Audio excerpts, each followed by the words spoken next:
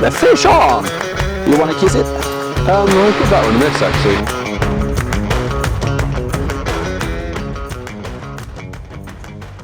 Hello and welcome to World's World. I'm just out in my local woods having a bit of a camp out, and I thought it'd be worth getting my camera kit out and talking you all through a recent trip I was on. So a couple of weeks ago I was in a place called Dalarna in Sweden, and I spent about 3 days hiking through a wilderness area there, and it was just an incredible place. We hiked, we camped, we fished, we cooked outdoors. So I thought I'd just fill you in on that adventure because it's the kind of trip that I think anyone would enjoy. Now Dalarna, in case you're not familiar with it, is a county that stretches right across the central belt of Sweden, shares a border with Norway, and it's got it all. It's got ancient forests, it's got waterfalls, it's got mountains, it's got wilderness. You'll find the highest waterfall in Sweden here, and even the world's oldest tree. More on both of those to come in this video. For my colleague Giles and I, we figured the best way to reach Dalarna was to fly to Stockholm airport, hire a car and then drive for about 3 hours into the heart of the county. On the way, we actually realised that we were passing by the Haglöfs HQ, and we've got a friend who works there called Damien. We told him we were passing by, and he said that he had a colleague who actually used to live in Dalarna and insisted we stop in and get some tips for exploring the region from her. Turns out that that colleague is actually the head product designer at Haglöfs, and not only did she have a bunch of really handy tips for us, but she also insisted on kitting us out for our whole trip as well. So I was given the brand new Lim Gore-Tex shell, the Lim Mimic insulated jacket, some ultralight trousers, and loads more.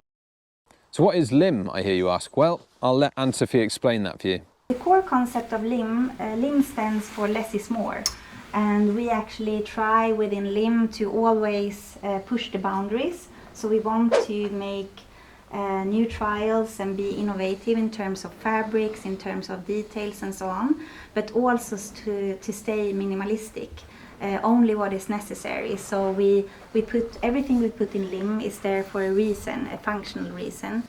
So with all that kit, we headed off on the road to our first destination. Good morning. So we had about a 4-hour drive from the Haglöfs HQ yesterday. We headed west towards the Norwegian border, and we're kind of slap bang right in the middle of, I'd say, south central Sweden at the moment. And yeah, we arrived here at Smidgården late last night. It's a collection of super old kind of farmers' huts. There's about 100 of them here. This is the one we stayed in last night. We've woken up to this incredible view, this lake down here with scattered islands throughout it. But the first thing I've noticed here is just how peaceful it is. All you can hear is birdsong, no traffic.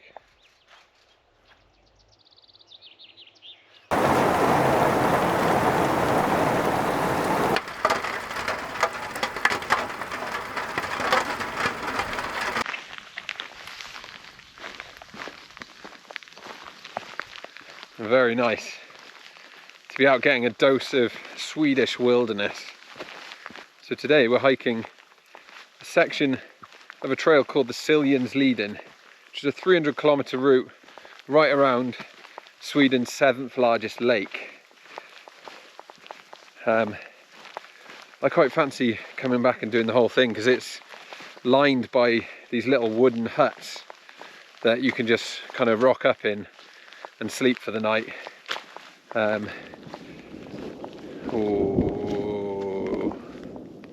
did you hear that? Bit of thunder. Oh, it's very nice out here though. So in this area near Smidgården, where we stayed last night, there are just trails crisscrossing the whole place. They're everywhere throughout all this woodland, these little hidden lakes here. And in winter time, apparently this is a really famous place to come for cross-country skiing. But once that season's over in April, that's when this place just becomes a trail runner's or hiker's paradise. Next, we met up with mountain guide Tommy, who'd agreed to show us around our next destination, which is called Haglöfs. It's one of the most southerly wildernesses in all of Sweden. This is how water should taste. Yeah. We are going on top of Haglöfs National Park and to the mountain plateau. On top, we are still in the old forest, but in a few hundred meters we will start to climb up. But this park is really special with a really old forest. This is untouched, and you have like the really old trees, several hundred years old. Tommy runs a set of cabins right on top of the mountain plateau here in a spectacular location. Anyone can stay in these as well. They actually cater for a lot of people who are hiking the southern Kungsleden trail. Our first act on arrival at the cabins, chop wood for the sauna. Beer and sauna on a mountain. What more could you ask for? Oh, that's good. Sorry about the slight nudity here. Oh. The next day, Tommy said he was going to take us on a 20-kilometre hike around his favourite part of the national park. It's a side that's sheltered from the wind, and therefore it's a place where ancient trees and wildlife thrive. Apparently it's a place where you can actually spot things like lynx, wolverine, wolves and even bears.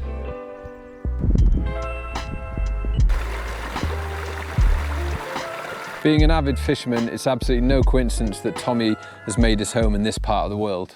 And he was kind enough to give me a couple of lessons. Admittedly, I wasn't great to start with, but I eventually got there. Can I just go? Yeah. This was a good one. Okay, so what are we hoping to catch here? In this lake, Arctic char. This is the most southern place in Sweden where you can catch Arctic char. And later today, when we move a little bit northwest, there will be brown trout. Okay. And these are really wild because they have been here since the Ice Age. So these are really pure with no. No, they are really pure. They have no like pollution or anything. This is really healthy to eat too, because you have all the omegas in this one. It's not like the farm salmon. Okay, tasty? Really tasty. If you buy it in a restaurant, it's in the high end of the price categories. Okay. Oh, Yeah. I've got a bite. Yep. So, little jolt. Up with the tip. Up with the tip. You have a fish on.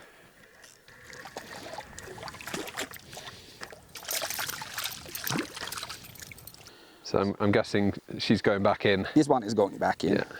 Do you want to kiss it? I'll give that one a miss, actually. I'll let you if you want to, though. Nah. No, this is really nice. I saw it rise over there. It's just unbelievable that you caught one so quickly. Oh, this is a good shot because then I have the right spinner in the mouth.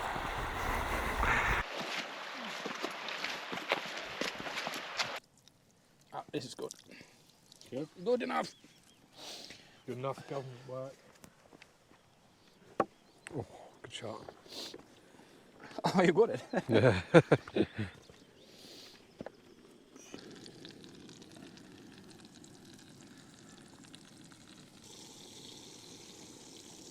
that good? Unbelievable. So good.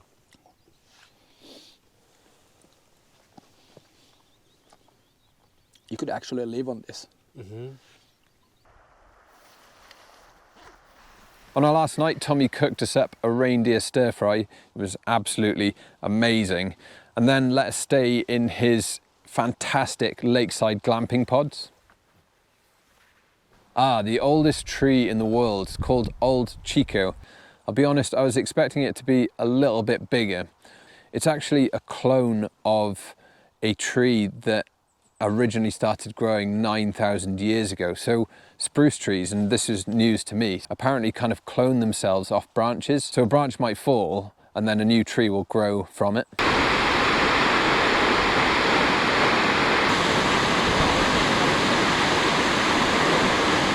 What's the name of this waterfall? This is Njupeskär. This is Sweden's highest waterfall. It's in total 93 meters, but there's a free fall that's making it the highest. It's 70 meters, the free fall of the waterfall. It's around the Swedish midsummer. This is the only time the waterfall is sunlit.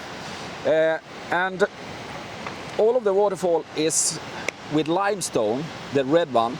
So when the sun hits, the inside will turn all red. Oh wow. It's amazing to be at, but you need to be early. It's like 3:30 in the morning, and it's just for 10 days. Okay. So you need to have clear weather. Are you going to catch it this year? I am, every year. After that, we headed down off the mountain plateau and through an ancient woodland filled with more trees that were hundreds of years old. And that was the end of our adventure. After that, it was the long drive back to the airport. Well, I hope you enjoyed that video. Something a little bit different to the kind of stuff we put out on Will's World, which obviously is a bit more gear focused normally. But it was such a good adventure. I just thought it was worth talking you through it all. I think, yeah, it was an easy one to have, an incredible place to visit. If you want a taste of wilderness and if you want a kind of like quite gritty, wild adventure, that's definitely the place to go. So if you have any questions about the logistics of it all and how we set it all up, please just fire away down in the comments. I'd be happy to help.